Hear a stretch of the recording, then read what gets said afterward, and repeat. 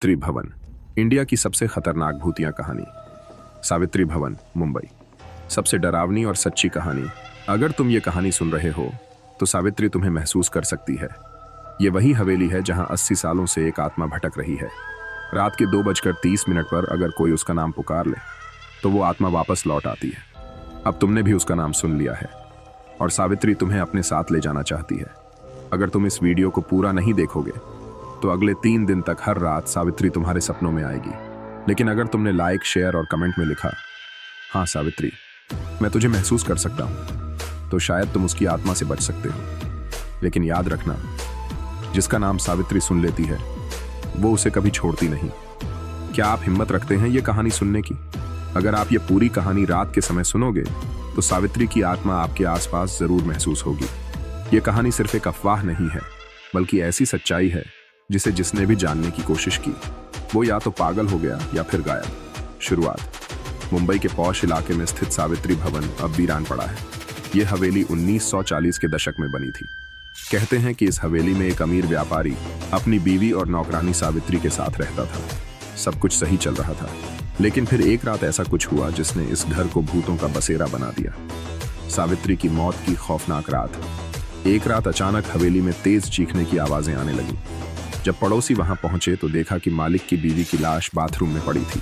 लेकिन सबसे हैरान करने वाली बात यह थी कि उसकी मौत का कोई कारण नहीं मिला। कहा जाता है कि इसी रात नौकरानी सावित्री ने भी खुद को हवेली के तहखाने में फांसी लगा ली। लेकिन सवाल यह है, सावित्री ने आत्महत्या क्यों की? या फिर उसने आत्महत्या नहीं, बल्कि कुछ ऐसा देखा था जिससे उसकी जान चली गई। डरावनी घटनाएं जो आज भी जारी हैं। हर रात 2:30 पर खिड़की से एक सफेद साड़ी में औरत को झांकते हुए देखा जाता है। घर में बंद दरवाजे अपने आप खुल जाते हैं और अंदर से किसी के रोने की आवाजें आती हैं। कई लोगों ने कहा है कि उन्होंने सीढ़ियों पर किसी के पैरों की आहट महसूस की है, लेकिन वहां कोई नहीं था। अगर कोई इस हवेली के पास जाकर सावित्री का नाम 3 बार पुकारता है तो उसे ऐसा लगता है कि कोई उसके बाल खींच रहा है। सावित्री का बदला कहा जाता है कि सावित्री की आत्मा उन्हीं लोगों को निशाना बनाती है जो उसकी कहानी को झूठ या मजाक समझते हैं। 2019 में 2 लड़के इस हवेली में वीडियो शूट करने गए थे। वो दोनों पूरी रात वहां रुके, लेकिन सुबह जब बाहर निकले तो उनका दिमाग काम करना बंद कर चुका था।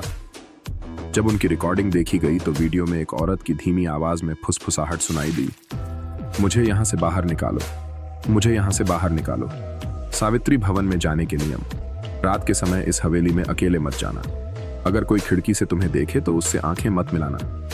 हवेली के बाहर खड़े होकर सावित्री का नाम 3 बार मत पुकारना। अगर तुमने इस हवेली की वीडियो बनाई तो सावित्री तुम्हारे पीछे जरूर आएगी। सावित्री की सबसे डरावनी सच्ची घटना।